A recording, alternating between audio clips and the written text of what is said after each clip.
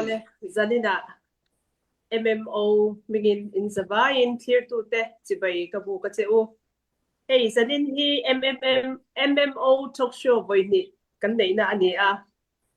kan sound system te le eng mobile phone hi du thu kan da sam lo wei the ama ro chu ama sa ai kha chuan kan jam deu tura ka nga ya clear to te o chalo le eng mo boina har san de deu a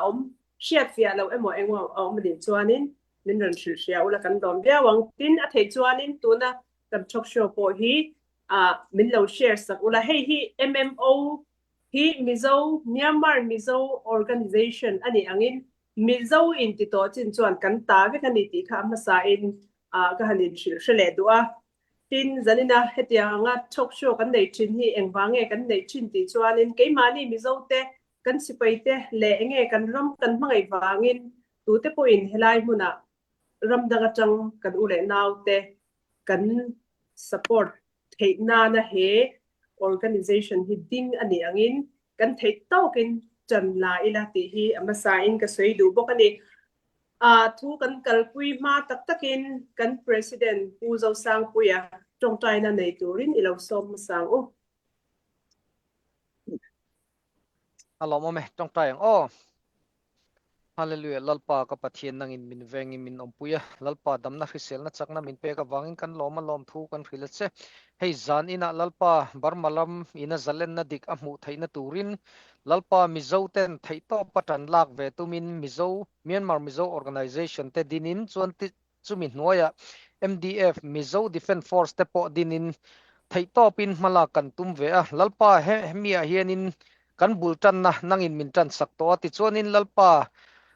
kan thil ti na le kan hmalang na zong min ompui turin in hena kan ron dil che ni ti chuanin lalpa zan ina po hei barmaram chanchin te kan din hun te soi zaw na le Mizo te kan in pum khat apoi mo zia te le kan tran rol apoi mo zia te lalpa chak taka kan omve apoi mo zia te soi ho na soi zaw na kan nei do na heng te hi lalpa nang in malmin som sakang che Mizo te thinlunga lalpa nang in na lo thokla Mizo te lung rual tak le chak taka kan om ho dial theina turin le he sual sipai do na ko nga po ni se mi pui har sa le mang ang tan pui na ko nga po ni se thinlung thar kan neya lalpa nget tak le chak taka kan tho ho dial theina turin nang in min puyang che ti chon zan ina kan hun man tur te hi lalpa nang in atira tanga atop thlenga min ompuya malmin soma lalpa ka pathian he thok show te hianin in pum khanna Mizo in pum khanna te le kan u naw kan chin mi kan u naw te ne na in pum khanna ra tha a chuang ngei theina turin nang in malmin som sak turin kan hun zong te nen tholei pa paiso Krista ming thiang hlimin in hena kan ronin hla ne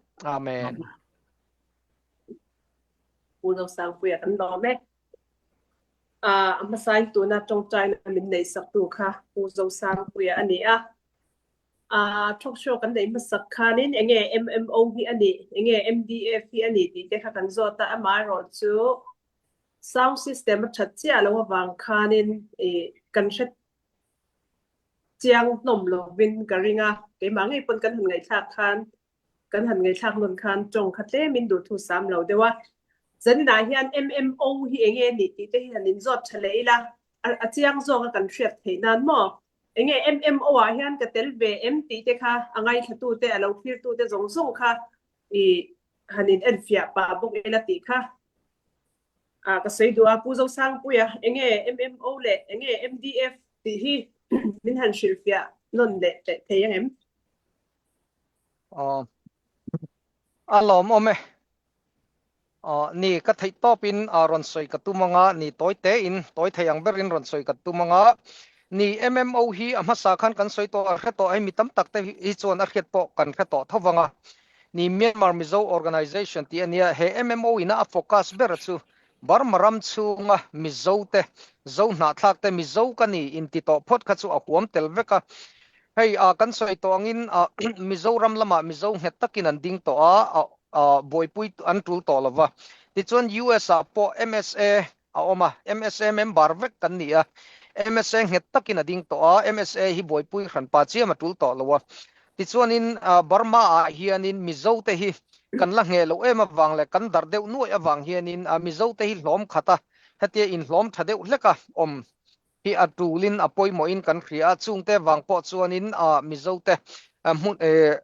in pum khata kan om dan tur hi kan ngai to hawa chu MMO ron din chan le thil tum ani deuh tlang puya ti chuanin he MMO hianin Burma Revolution hi nasataka mizo minga malak ve atuma ti chuanin thei topin ma kan lame boka tun ma in kan mizo thalai ten kan khoi tu tam tak ten thei topin ma an lo la to an la na se me matuna po an la na sa em ani tuna po hianin ral rama te po ni se kan mizo thalai kan khoi tu te po tam tak an oma ma se tun he ti MMO kan han ti big chan na tak hi chu mizo minga mizo te kan din chua thaina tur le mizo te kan in pum khat thaina tur kha apoimo kan te ti chuanin mizo kan tia khanin tu te nge mizo chu ti chuanin zo na thak tin te kha nam chi peng tin te kha mizo vek kan ni a mizo dik vek kan ni a mizo ti hian mizo dik tak bi kan om chuang lawa hwal ngo pa po mizo dik tak ani a za hau pa po mizo dik tak ani a lusai pa po mizo dik tak ani tual lo pa po mizo dik tak ani ral te pa po mizo dik tak ani atu te po hi mizo dik tak vek kan ni a chu wang chuanin mizo mi zo na thak chi peng zinga mi atu te point mizo tong kan manga mizo kani ati chuanin kan leng vekani ti chuanin Burma ma chuan chin ti point min kheboka chin ti in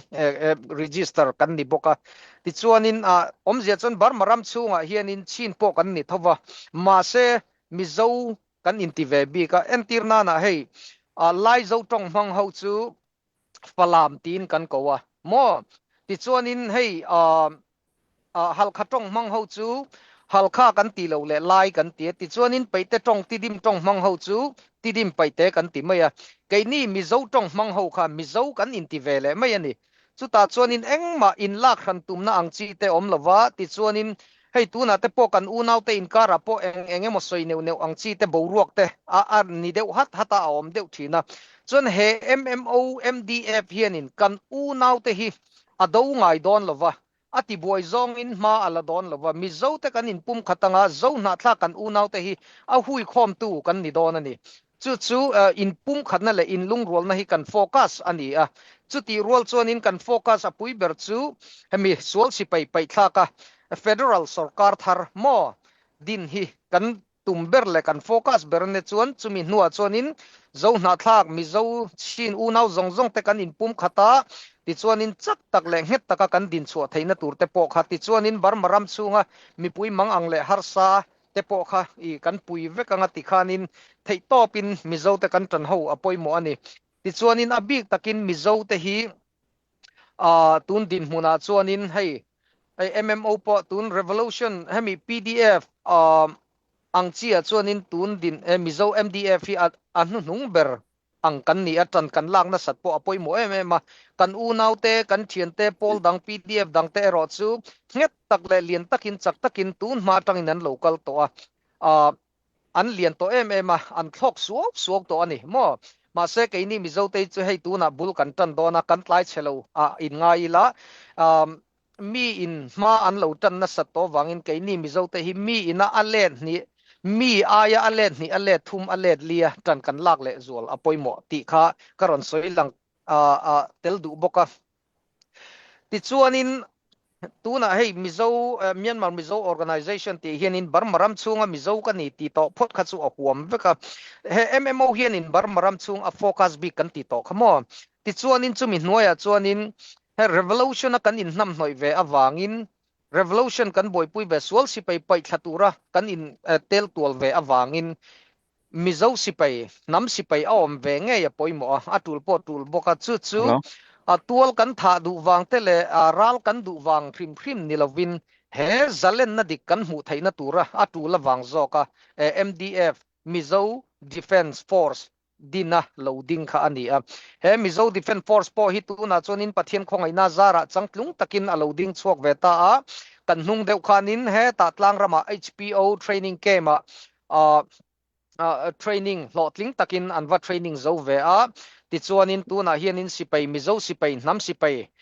puitling takin a ding ve to ti chuanin tun ayan sa le tun aya chaka ma kan lak chho zel po kan tuma tuna hian zanina hianin hei kan sipai te po kan sipai koi tu te point min ron join tura kan nga ya tun hi an larem chang lo deuh hlek ani mela anom na te solampang internet le engemo athat lo wangin anron ahun taka minron telpui thailo ani chu nakina anron tel huna minron join vele turanga ila chon tikhanin zanina thuphung te MMO MDF aron din dan le tuna kan din mun chu khati zong khani hri se kalome atul dana zirin kan soi chunjom le don ania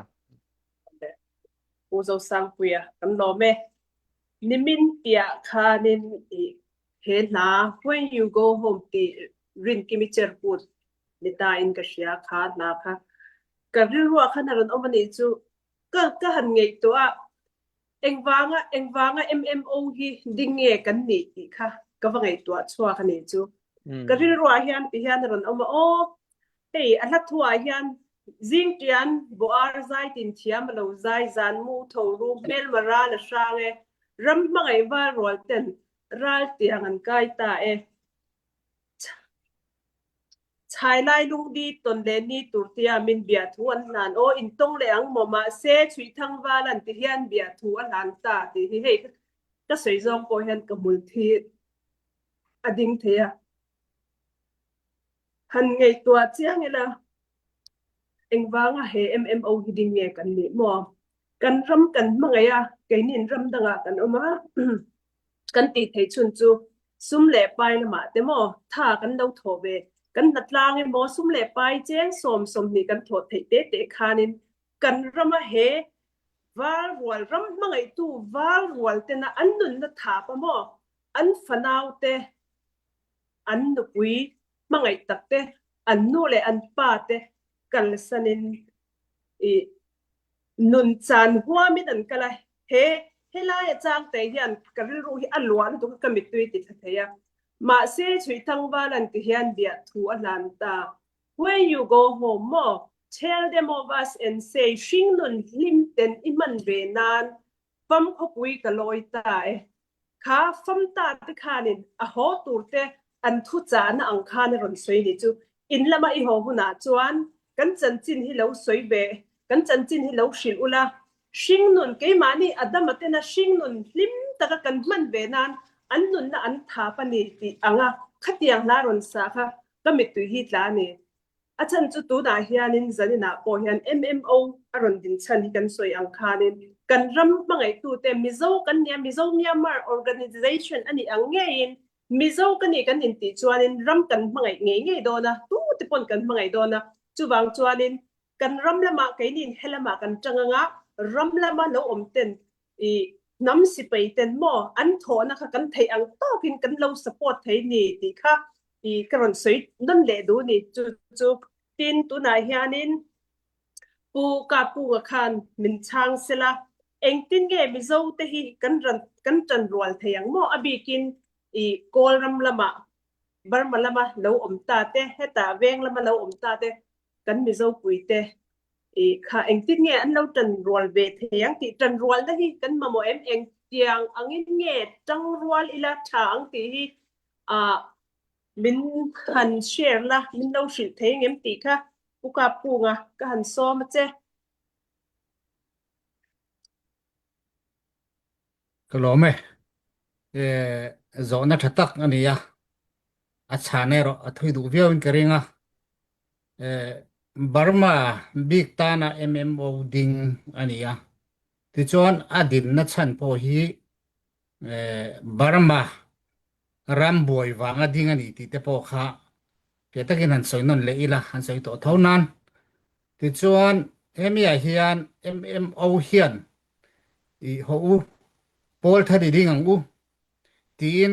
ro arel lova aro rel dana chon engpo ni sela keini Burma zo na thak te hian mizo tong mang le dulian tong mang te hian athan pa takin polian kan ding lova Burma ram chunga tlang ram ti lova chon kol phaya kali ka borama muna chu wangin khuwa te in kan oma ti chuan khatiang khan har san na an han tong ani komlama khan ping khung an han hala chan tu an om lawani มิโซสิไปแต่ก็ฉันตูนอมลงมานี่ครัวอินกันออกมากันดัดอุฟกะแต่ตักเตอินมิโซจงมังเฮากันอมดัดอุฟกะนี่ชูวางินเองโปนี่เสลาอัธารีดีนังอุที่ลำปังอายินเกนี่มิโซเตฮีบารมันมิโซอาร์มกรุ๊ปชันโลดิ้งขวาเตมบอกเองงามมิงะโลดิ้งโตเตฮีอินสุยข้อมิละจุดอาจวนกันอินสุยข้อมนาตานาเฮียนเฮมิงมังอิละที่จวนอินสุยข้อมใจเรื่องของเมียงที่เรื่องดิ้งนี่ที่ข้ามาใส่กันสวยดูนี่อาจารย์ปาตะกะเองงามเตียมิงเองโลบีกันดิ้งอันนี้เราตีค่ะอินสุยข้อมนาตูร์มุนอันนี้วางอินปุยตูระแต่ตักเตกันดิ้งเขาอินสุยข้อมนั้นอินปุยตูระกันดิ้นเราดิ้งชั่วอันนี้อวังเฮียนตู้มะกะเล้งแล้ววันนี้ตีฮีเอาอมเทโลหิมใช่ไหมในตู้บิ๊กขมีขวาบิ๊กจะมีตาบิ๊กตีค่ะเอาเมียแล้ววันนี้ตีค่ะตู้มาครัวอ่ะกันสวยดูนี่จู่อันนี้อวังอินเฮมว่าเฮียนนังเล็กเกกันสบายเอ็นขวาปนี่ละมิโซอินติโตพดตาหน้าชวนมิจะน่ามิโซชุกันติโตค่ะเฮดูเรียนจ้องมิโซจ้องมังดูบิ๊กจิงเตลดูจงตาหน้าขันเอ็นนำโปนี่เสกันเล็งเวกะเอ็นขวาปนี่ละกันเล็งเวกะกันสบายตานี่ตีค่ะอันภาษาอินกันเชื่อได้ใช้กันเสียค่ะอินสมฮาลบอกอันนี้ที่ชวน KMMO ฮี business ตัวระดิ่งอันนี้เราตีโปค่ะกันเสียต่างายะคิดที่ไรอะเกลีกับโบพายช่วงอ่ะเฮียนกินอะเกนี่มิโซจงมังเตียนห้ามฉันนะกันในเวทีนัตูเละกันปีเละกันพูดนะขวดตักไม่อะตั้มคบไม่ให้สวยเสนั่นนี่หรอวะคิดไรเกลีกับโบพายะมิโซขวดที่คิดตักกันที่คุมพิมพ์เทนัตูรินเละจันทโซกันชนะอาสังเบอร์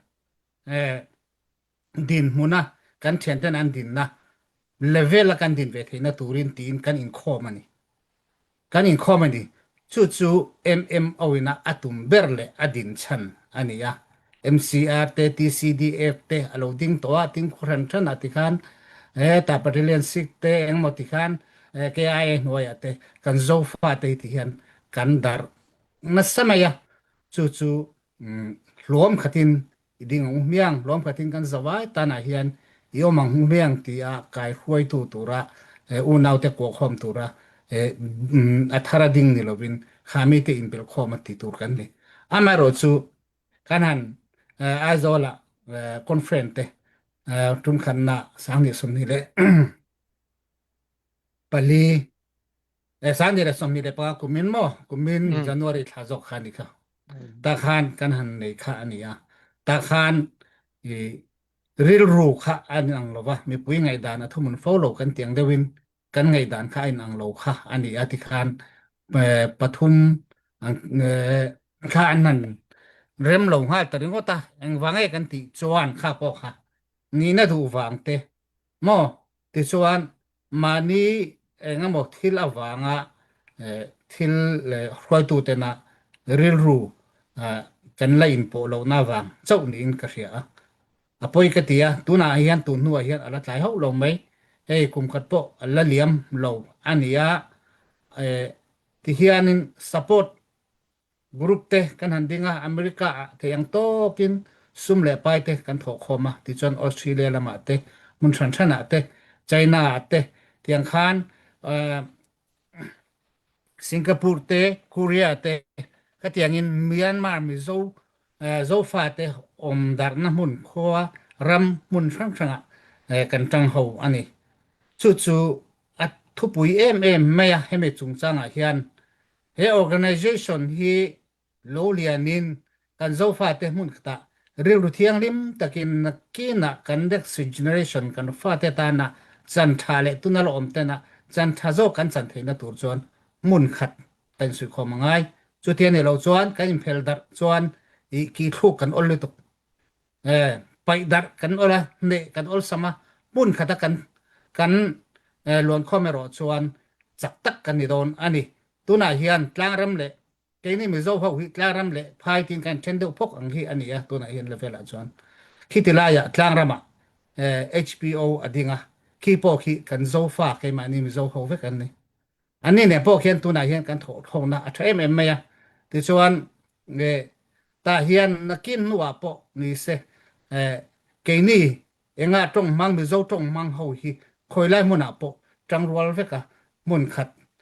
hui khat wona kan kal ho zel te po hi apoi mo le ani chu tiang bokin tang ram lama thei to pin mi zo ming tia mi zo tia ming kal rem lo kala rem lo wangin aram ming zongin an kala aram ming kha kan pi le kan putena khol ngoram an lo ti kha ni a chuta chon kan zofa mi zo te an omani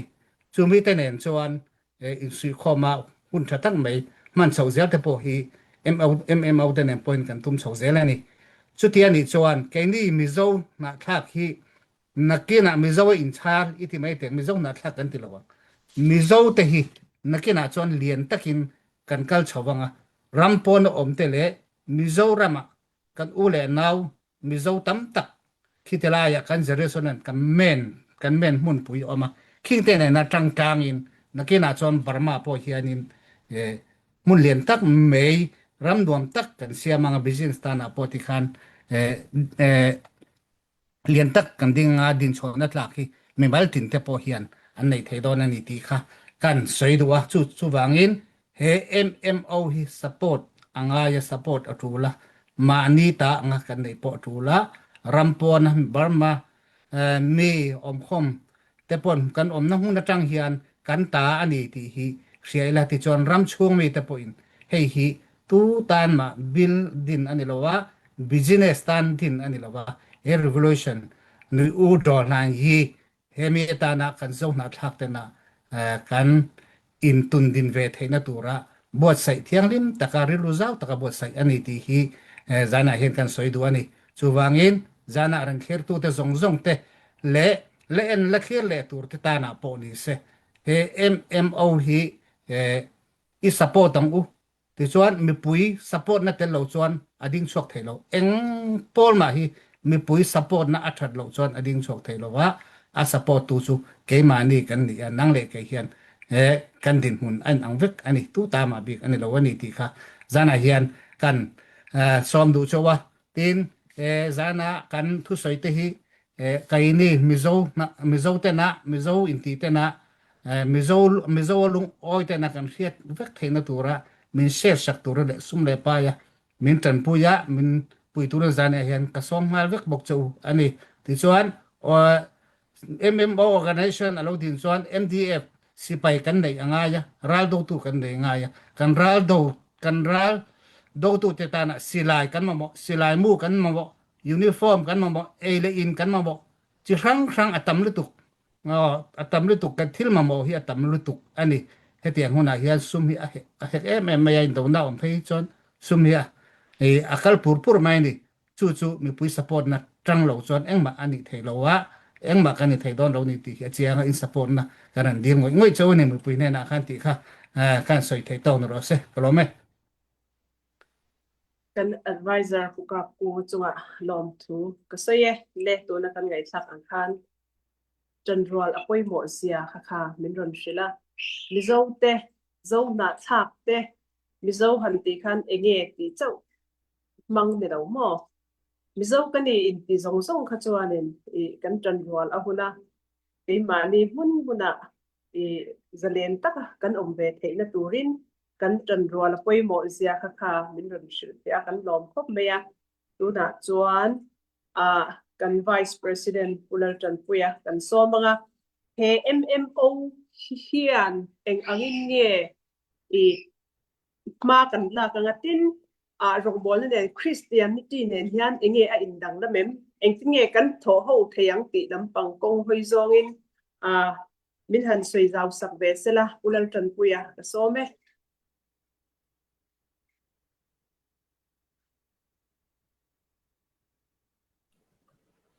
ole kalome hey ni kanril ruwa hian Christian te elaya abikin USA เตกันริลรูคริสเตียนเตริลรูเฮียนคริสเตียนนั่นเนนะอินเมลาเรียวอ่างเรียดนะเต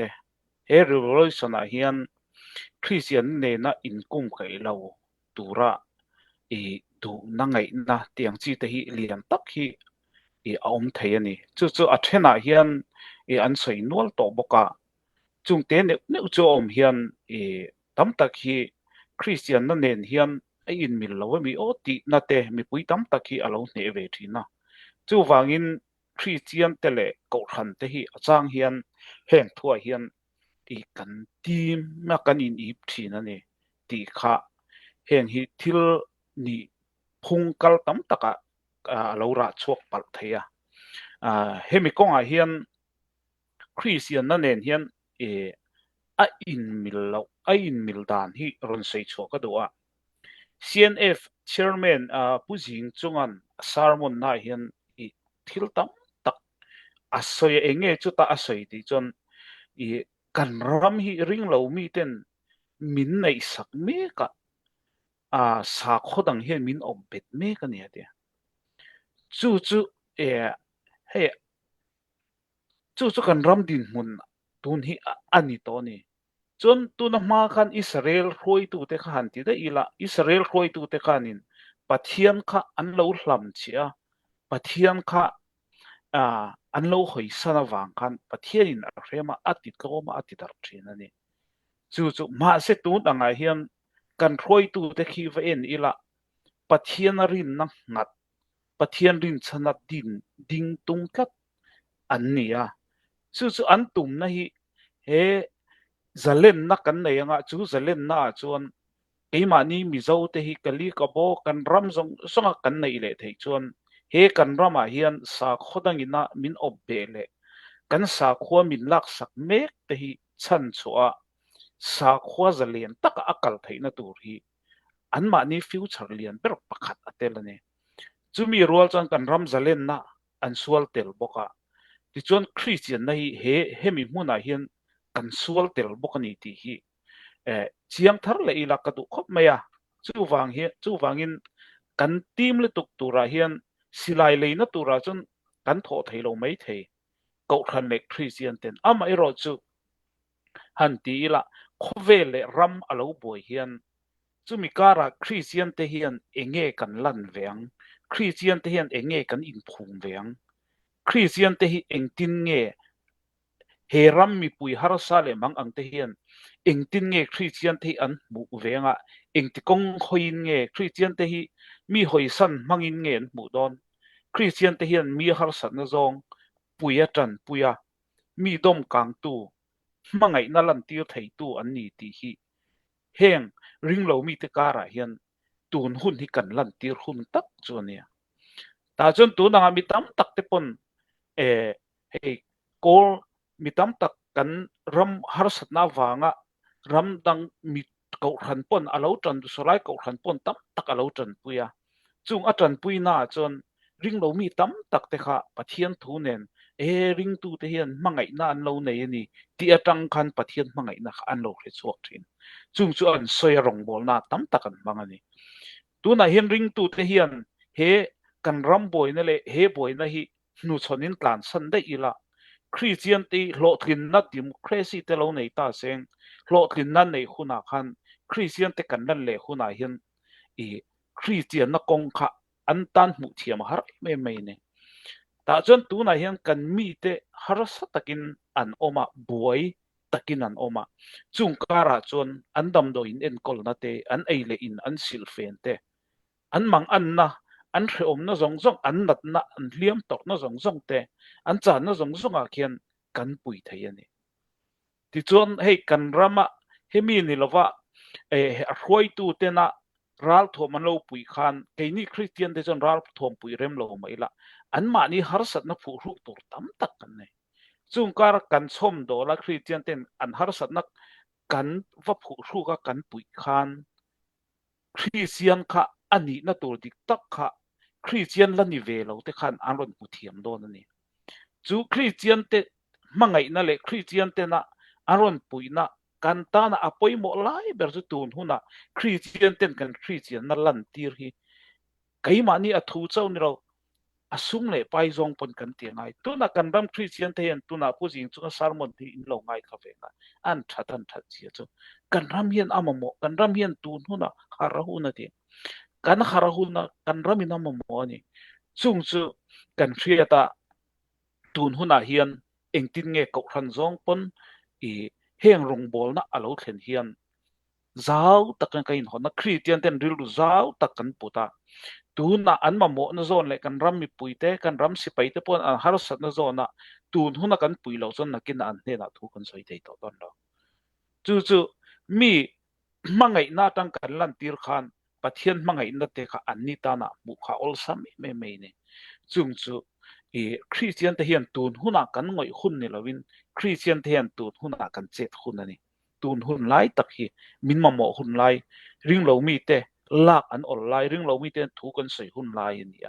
ที่ส่วนนี้อันมาโมจู่ตูนักกันจงใจสักมาฮีตูน่ะกันรองบอลตูตั้มตักกันปาสอร์ตั้มตักแต่พอเห็นชิงเทียกันรำตานะมิตุยนี่จงใจฮีเคลียจุดเตียงบอกจนคริสเตียนเทียนตูนหุนักกันรำกันฮาร์สัตลายเฮียนกี่มานี้อมน้ำมุนกันดินมุนเทวาเฮียนจงใจอินนักสัตกันไปจวนจู่จนเตะนักกันจังเทียจุดเตียงจงใจนั่นเองนะทิ้งลุงไว้นะตักเนี่ยนักกันจงใจจนอันมาโมเตอันนี้ละก็อินลักหันไอจน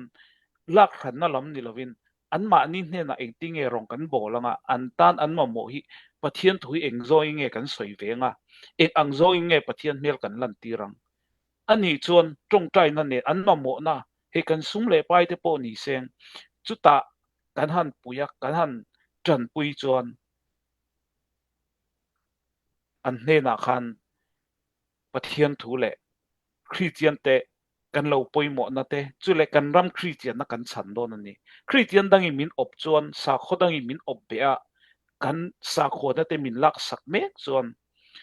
จูงิรำดังมีเล่สาขมีสาขดังอิมินลักสักจวนคริสเตียนสาขฮิจะเล่นนะอันไหนต่อโลจวนอันสาขน้อยกันออกมาจุงการะกันเราอมเวจวนกันคริสเตียนนักองเล่ปะเทียนถูกกันรองบอลในอาซาวสักโดนเราจู่จวนสาขฮิเมมีเอาอละนี่ตาจวนนี้กี่มานี่กันชินกันลิกบอกกี่มานี่รำชินซงกี่มานี่กันเนี่ยสาขดังละก็กินหุ่มหิมะคริสเตียนสาขน่ะเลียนลิตก็กินวนเหจวนจุมีจังไอ้หลอมข้อมาคริสเตียนน่ะจักลิตก็กัลจนมีสนอักลเปงดักปอกรำดังเฮกันเชเวลข้อเลยริงเรามีแต่ข้อกัลแต่อัศมีไม่นี่จู่เฮกอลรำอีคริสเตียนนักกันอินสุยคอมเตปอฮีริงเรามีแต่เนน่ะริงเรามีแต่เนน่ะคริสเตียนเตอีกันอินสุยคอมนะคริสเตียนเกาขันกันเราดีนะ permit license เตกันเตียงจู่เกาขันจังขัดเตียงจงกันริงเรามีแต่กุตกันลักง่ายเราวินกี่มานี่เลยกี่มานี่ขันเป็ดชวกไทยตกตูรินคริสเตียนน่ะจงปอยนเฮเตียงจงกันจันฮีอปอยมอนี่ตูนหุนาเฮียนคริสเตียนกันนี่อวางอินรังตูร์กันนี่ละวินกันรองบอลนะมุนตักฮีมุเทียมตุมาเฮรองบอลนะจอนฮีที่มาทีร์ละตาจุดรองบอลไทยนะตูระเกกันเป็นฮีอปอยมอนี่ที่ค่ะกันอินซ้อมตัวจู่วากินเฮรองบอลน่ะเฮียนกันไทยอันโตกินอีจังหวงอุติค่ะกันอินซ้อมตัวนี้ก็รู้ไหมตอนนี้กัน Vice President ผู้นำจันปุยจังหวะกันดอมเป็นสันินเฮียนินกันกันนำสิไปเตะตะรอนเตลเพย์ตูร์อังอินกันง่ายตุนาเฮียนอันละรอนมันเจ้าเราเนี่ยอินกระริงอันกินากัน President อินมินนนทรีสละอินเฮที่เตียกันติปะเห็น donation รอนลูดเรงdonation ไปตู้เตจังหวะลมทุกันสวยเฮ้ที่กันรองบอลนะอันนี้รำเล่นน้ำกันเมื่อไงจวนไก่มานี่ชุ่มกว่ากันเมื่อไงจวนรำเล่นทำกันเมื่อไงกันเทอังโตกินสุ่มเล่ไปละมากันเทอังโตกินเลี้ยมรัวอมเราตำรัวอมเราสุ่มเล่ไปจังปนเรานักกินอาตะปอนักล่างตะเล่เองโมเวลตะปอนักปูขานี่โดนะขัดยังอาตะปอคันเทโตกิน rong bol na ngain tran ila ho ze lang uti kha karon soi le duwa hei tu na po poisa hi donation hi aron lut cheu to kan unaw tam tak te po in zani te za som nga som ni cheng som eng ti kong po khanin at evek ti kha karon soi duwa tin akar la ka hei MMO hianin Christmas Carol na kan don nei do na nakina kan du tlema eng lo ho kan don thur chuak de tel do na chu karon sei sa Carol na kan don nei do na tuma tamlwa tlemlo amlova min lo lut sak cheu turin kan don ngen bok chewani tin tuna hianin enge mo han soi zau bel du neite pukunga te kan advisor pukunga soi zau bel du neite ineyem enge Meng dam ta chon toi te putan puya thu soi kha ka ril ro ve khop maya kan soi bel ting toi te no i kan ko ran lam hian ke ni mi zo ko ran te hian hek te hi biek ina put rem lo ten kan nga ya poi ka ti khop mai hai hi kan pastor te thiam lo ni ka ti du ni ke chuan i achan chu barmarama khian he revolution hian tiang hianin nam sipai te iti mai teng mo setla lo sela i tuna khian thamuang takin ain khom hau lawang thamuang takin sikulan kal ho lawang ti hi chiang ani kan sipai te nun ron dan zia kan ria i mi i keni abik takin dayin ta na phei chuan an nun hi rong lu tok mai ni kan sia an man fu le nga mong deuh te phei kha chu thi pa nga ai thi rem an ti ro top ang khop phian an ril ru hi kan laka hian a thalawa chu kan kheta nga ya kan zalen ta ka in khom theina te hi heng awang ani ti hi ko ran upa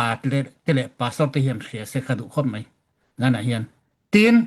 ram kan mangai te nam kan mangai te ke chu sual ka ti thei lo hrim suala ka pom lo chu wangin an au pui ve tu re ni ti ke chu ka phut la ti ni chu ti ani lo chuan an ni le bek in chau mi kan bek in chung chau mi kan mangai don kan in chung chau hian mi kan mangai don ni le pul pe ta chau hian mi kan ni le kan mangai don mangai nei kan lan ti don ram ta na te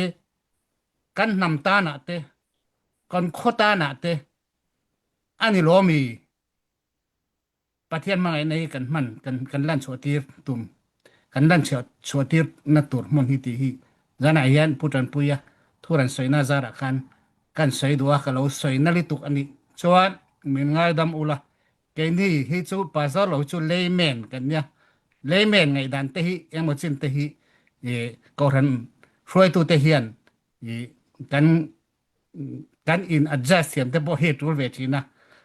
kan chanam ngai na hi na kan ve zong ten ang lawa barmaram mani pian na khwa ve hau lo mai cheng ni khat po tho tum lo atha chu soi lo khonge ti tum hot lo mai hi forena ram thum na kal ho hi tam ta kan omani chu christian na kan mo pu kai mani thiam kan chan chopa ani lo mani then om pom hang mai na chang he lo chuan lu pathian kha won lo zo kan ni ti hi ke chuan ka ngai da na ni mani ram pom mai na chang he lo hian lu pathian kan pathian ne won lo zo kan ni ti hi ke chuan ka mu dan ani a chu wangin i tang ho bang u tu ni a hun ani tan ho na hun ani ti hi kan nor le du ni chutia etia kan tan ho chuan kan zo na thak kali ka bo zo na thak bar maram chunga hian mi zo te hi nakina nuam takin kan om ve don ani tuna kan ti lo chuan atlai don kan u le naw hemi mi zo in ni min ti tu te iti teng ke ni chuan mi zo kan ti vek an zawain amar chu mi zo in pom lo mi zo in ni min ti tu ten om katani ani hianin man di tang ma hai bikin nam in ti len tumin tiang hiam man la nakina chuan min lo opral don ti hi leiben thel เชียงโลตูขบอังเฮียนอาทิกตักจนอาเชียงอันนี้อีหารังอุไกนี่มิเจ้าเตหิตีหิจานอาเฮียนกันสวยดูอันนี้ลูเซ่ทาเวกกันนี่อ่ะกันปีเลยกันปูลูกันช่วยจวนลูเซ่ทาเวกกันนี่ข้าไม่น้อยเฮ้ตายตาเตะโซ่ยิงช่วยละวินมิเจ้ากันเนี่ยตัวนัวมิเจ้าเนี่ยมินฟอร์มมินนันพอดคลอมตัวนะดูเรียนจ้องมิเจ้าจ้องมั่งตัวเตะสงฮีอีจังอูเรียนตักยังอีดิ่งอูตีฮีกันสวยนั่นเดี๋ยวเนี่ยก็รอไหมกูก็จังกันรอไหมกัน president ก็ทุตัวสวยตัวเราก็เกาเลยมาอินdonation รันไปตัวแต่มิงฮีกันเชียร์แล้วก็Zelle ka donation ka Zelle the ni Zelle the na number hi 317922871 Zelle ring the ani i kan mun tang phone te kha han click zeu ila som ni som nga cheng som a thei ra ani ti kha kan soi ma sadwatin donation ran pe tu hi pakhan na cheu thong dollar som nga pu cheu thong chunga kan lo ma ani hi the corner restaurant nei tu kha ni tin Allen hi dollar som nga aron donate ani hi town salad grocery nei tu te khan ni ten zara te chung sang te dollar som nga anron lu boka ten chuan sang atlangwal chuan sang dollar som nga chiari dollar som ni pieng thari te chung dollar som nga achia dollar som nga eden thara Eden thara dollar som tum hei hi tu nari chuan an ni hi kan ron chia masak theina an na om chau na kina po chia tu ron na om chawa zel theina kha hei ma kan ron da boka 317922871 na hian a zel thei reng ani ti kha kan ron soi du tu na chuan kan president enge soi bel tur te anem enge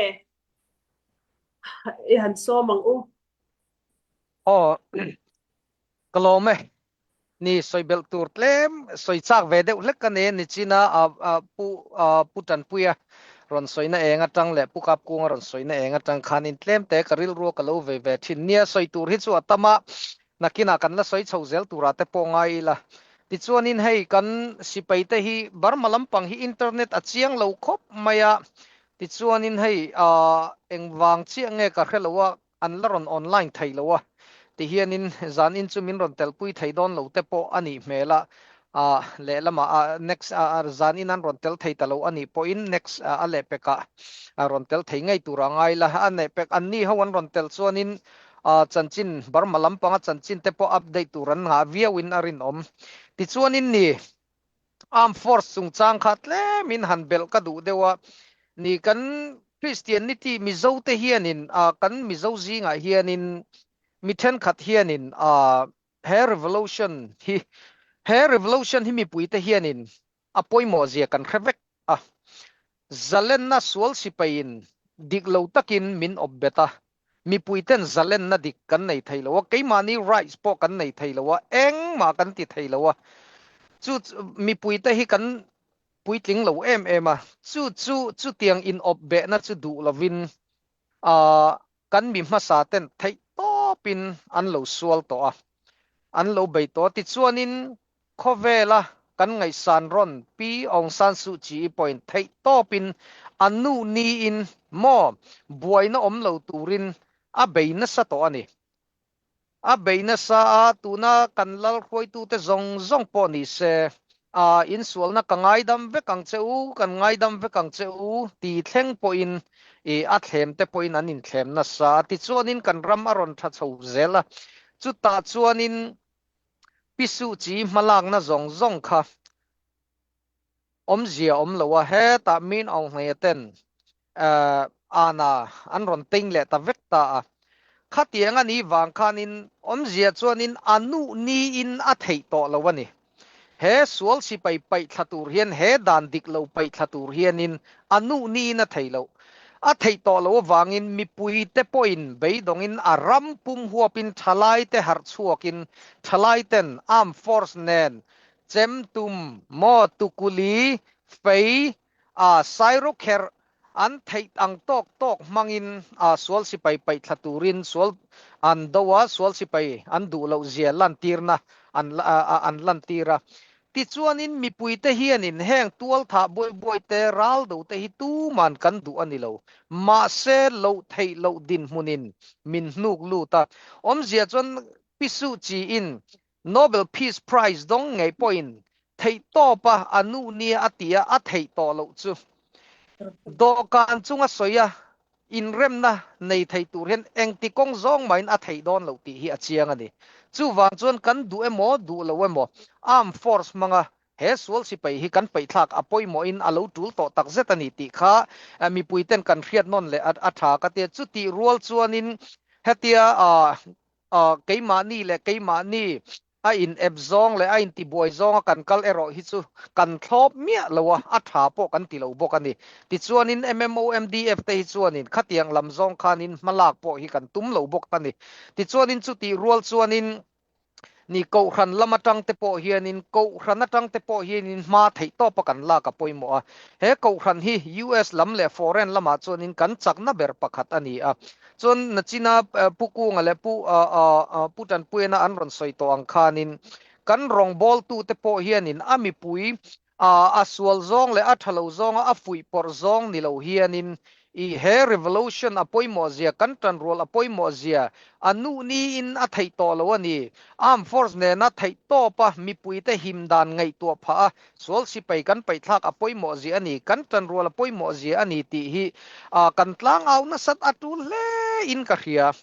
chu zan ina tui toy te a I rong bol na ko khan lamzong po ni se a rong bol na lamzong po ni se kan tan rol apoi mo zia he ral kan do hi sual anga ngai chiam thei ani lo zia te po kha thei tun ma te point Israel te po ralan do vut reng thawalo mo atul wanga ni a chu tu na kai ni po atul wanga ral do kan ni a chu wangin he arm force kan mang hi hriat thiam na zau tak ne na kan la kho apoi mo ti chuanin ni china putan puiron soyang khanin he revolution hi azo chuanin rong bol na po hi tun aya zawle tun aya chakhian kan kalpui thei don ani tuna hei kan mission rong bol tu te ho po nan thok lei thailo rong an bol lei thailo om zia om lo chu wangin he rong bol na mission pathian ram kan zautir du ani chuanin he revolution hi fel fai taka kan fai zo masak phota poimo le ani ti te kha karon soinon du ani kalome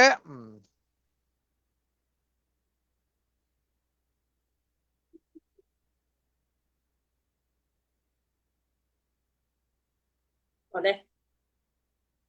kan lo me adi khop me ko shan hemi kan u naw ko shan tam tak te ho hi chu ramta na hianin anin seng na sa hei dor ran kal reng te po hianin kan ko shan chuan mi pakhata na thona mishing pakhan na thona ina chon minung pakhata mo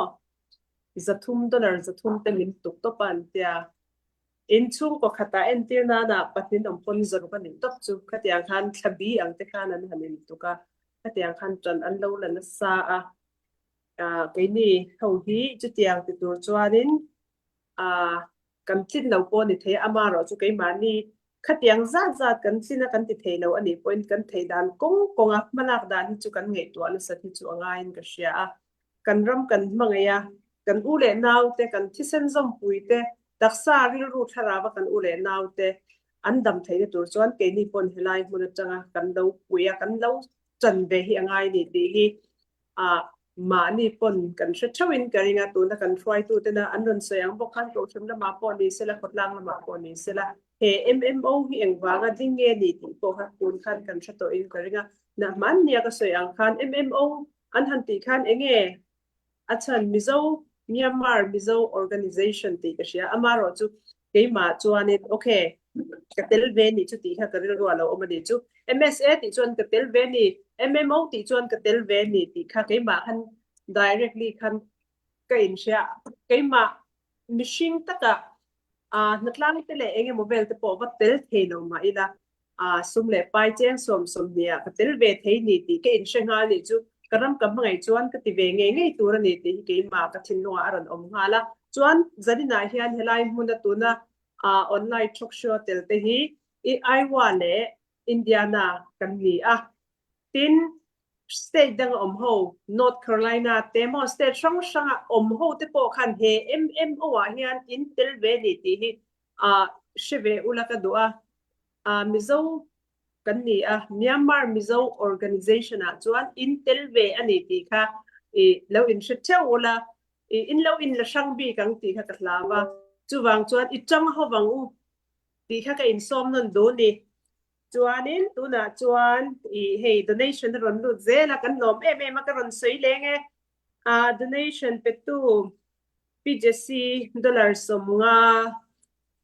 boy sang dollar somnga biak liana dollar somnga Jesse P dollar zadni tlangwal dan moya dollar za achin dollar somnga kan lom ma apetu zong telal panmal som cheu ro se tin hei kan ron ti zel dona helai huna hianin nakina MMO hian malak hi kan tum ve na sa machine na chuanin tuma tling kan omlo maro chu kan the ang tokin ron ti ve zel kan tumanga ke mani chau pon ni lo nakina state danga hei tun hi I tran kan la tran don kan changang u mo itang u kan chana hun to mo kan kutum hetia kan ti hi hun to kan thu mai tur ni to lo iram mi mangai karam ka mangai ni chon ka thei ang to kin mo chempui nen I thok chua ka u enge kan chempui ve tur kan ti thei chun chu chong trai na kan dil puinga kan thok puinga kan ti puinga sum le pai lo chuan engma khilaman ti thei don lo mo chong trai na in pathian he na chong trai na kan nei puinga sum le pain kan pui bok don ani helaya ramdanga om zong te he hun hian ni lo mi pathian ni na lalnu is esterian kan mo lalnu ani na kha amman hun kha asia ni ke ni po lalnu esteri kan ni kan tu na kan din mun ni mo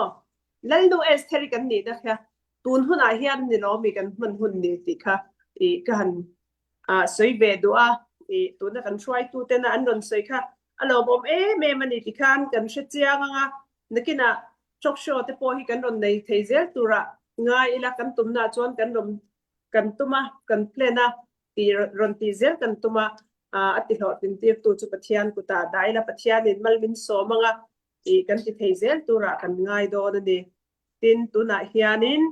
enge soidu nei te kan la omem nula te boy kha ege mo han sei kam ni khadu te I yem han som ta ka chuanin haute kan sei ve du chu hei kan sipai te hi bultan chawan la nia kem trana mamo an nga ma tuite an mamo tin tu na hei khwaron votrana blanket te eile inte silefen te mo ni tina kan mamo ang kha an mamo ve kani uniform te khatiang khanin I haute te timayang khatiang kan nei vek ang kha an mamo ve kani silai le ral thuam ti lawa po khanin thil dang tam tak mamo an neya khatiang kha kan mamo chawa chu wangin khongai takin donation kha tlem lua omlo tam lua omlo somni khate te po khani ma se sota poisa thleng na nen kha chuanin tam tak ani le thaya chu wangin in ron khonga in mi khonga ina ka ron ngen mol chawni donation kha ron ti mol ra u tuna kan live care lo po in nidanga in ril ruwa athoa donation te in pek du po in min ron call thaya or kan try tu te pakhat khat in call thei renga engtiklai point dong thei turin kan in pe rengani kan hong rengani ti kha karon soilang ve du ni kalome alom ome nula te boi tuan ti hianin MMO hianin enge kan lo ti ve to te hi kan lo sha MMO hianin lirhing mo mania lirhing khanin in zale pariat mo jan puina kan lo sem ve to bokani aro pui hle mai MMO te na thona lalpan mal som zel sela in malam hun zela po pathian mal som na du sak na dong tu long ni zelang cheu tuan donation kha hei karon soi le anga boni moya moite an dollar som nga aron thoa biak zwali dollar som ni zawa dollar som nga beki zai thiamin dollar som thum kham te kha donation run rut ze na di kan lom na to ke donation pe tu zong te lalpan ale sang tam takin mal som cheu ro se tin tuna nula te boi ron soyang khan donation kha apek zel theni ti kha zel number phone number kha 3179228719 ya khan azel thei reng ani ti kha kan ron soya tin enge soidu dei te kan no mem kan try tu te soidu dei ke bin kan seng toi te le ang ka soidu pakhat chu ke mani le ke mani hi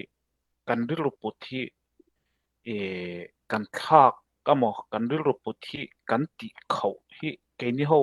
zia hian apoi vatul ve o ti hi pakhat kan ya chu engtin nge kan thil khir dana hian ke ni ho hian abai dong zonga thil khir kan chak ya hei kan chak ren zong ania an thin le lovang ani thei lovang tia a thei zong ai chon a ol sam zonga a thei lovang ti khir na hi chu kan nei chak lu tuka hei hi heti zong hian khir lo turin mi pui te kha ka in som du ani ti chuan kan in som du le pakhat chu kan roi tu te hi keima ni na kan thok theilo kan ti theilo kan hun kan pe theilo ani po in kan roi tu the ho I support ango kan support tlat chuan mi pui te hian kan support anga mi pui ten a phun chiar zong ni lovin a support zong in kan tong kam chok le kan ril pu thi ta ila ti chuan kan ti thei lo ani pon kan ti thei tok chu hei enge mo zong in rantal zong pon sum kan zong thea hei tunaron soi kerol ang zong te pokan sum zon ron tuma ti chuan hei thok so kan tia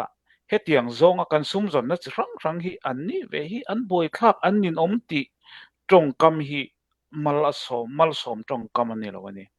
chu ne na tong kam ani lo shima chu wangin ka in ngen du chu lo support il hetiang a reng in a thing lo a thlen hi khata hian kan ti tamle tamlo kha ani lo kan thei to kan ti kha lu ema ti chuan kan support na khan kan roi tu te hi tha pe chak ema ni chu keima ni po kan in support na le a support lo tong kam ni len a support na tong kam kan in du sak na kan in tor pui na kan tong kam ni chu kan ti chaka kan thei ang to kan tho khan na satakin na thoka chu chon hlo tlin na konga min lang kai ani chu tiang ril ru putur chon kan in som tak me wani ho kan roi tu te hi kan ti man lo hun kan pe thei lo de a pe thei te le a thnem ngai te hi ho I support lat ila antan iding mi pui hi iding hetla tang uti kha kein som do ni klome na chan puya kan do me ani khop mai ni tu ma in man viau le kun all nga lu tuk wanga rong bol da hi ti kan dilawa chanem ngai takin ram le nam mai wanga ti vek kan ni tu ma hi tu na changkai changkai ho te po hi an fanau te an pasal te bula po nuam taka du ve chung le khatte ne na po nu le pa te bula ve du reng an ni amaro chu thane mai na wangin ram le nam mai wangin ti hian hun lu tak sengin hunan pe ani ti kha kan chat pui zelanga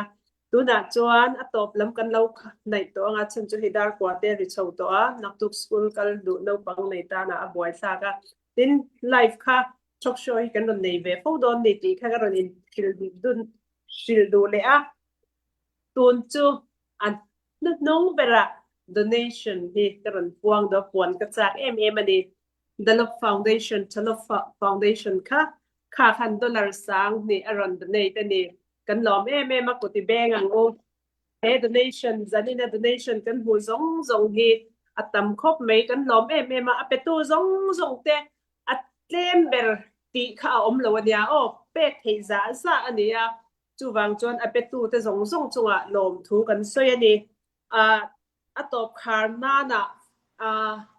utran puya khan atop min khar saksela tin zandanga kanin hule don nya mo tong tai na min nei sakla utran puya lo so mang u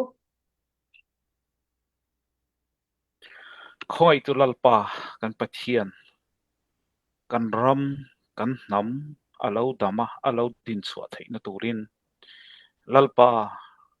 helaya te zanina te thok so mangin thei to kan chua henga athok tu zong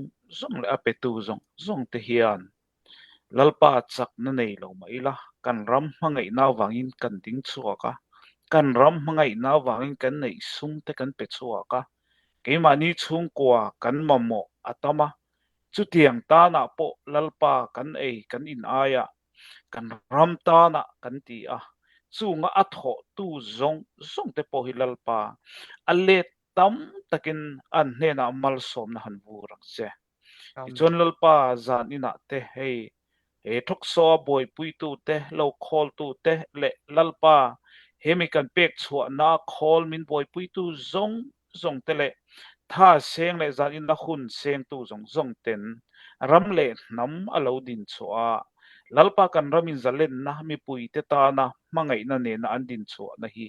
alle tam takin lalpa an ne na mal han som bokang che zan ina te I khongai na changin tlong taka thok so te lalpa nei the I mangai na le I khongai na min muwa lalpa athu me kan rel chu zan ina ataka ti lo ting tu kan pathian chon min ompui min khloi na awanga kan lom thu te chung zong chu I so thri sa min gut pha nunga karon min la de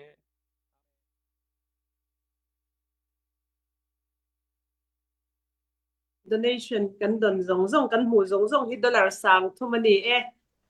petu zong te lalpan mal som ro se dollar sang thum kan hu thei ni kan nom nu to ke in zawai in mang chau le cha o mang cha o mang cha chau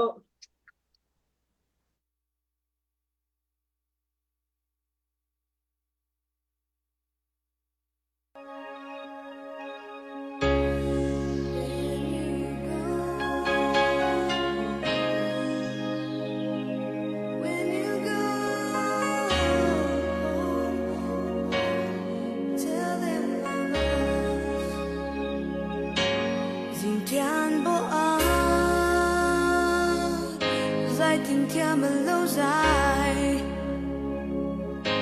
dàn bu thâu ru mel mà ra là sang nghe ram mang ngày vai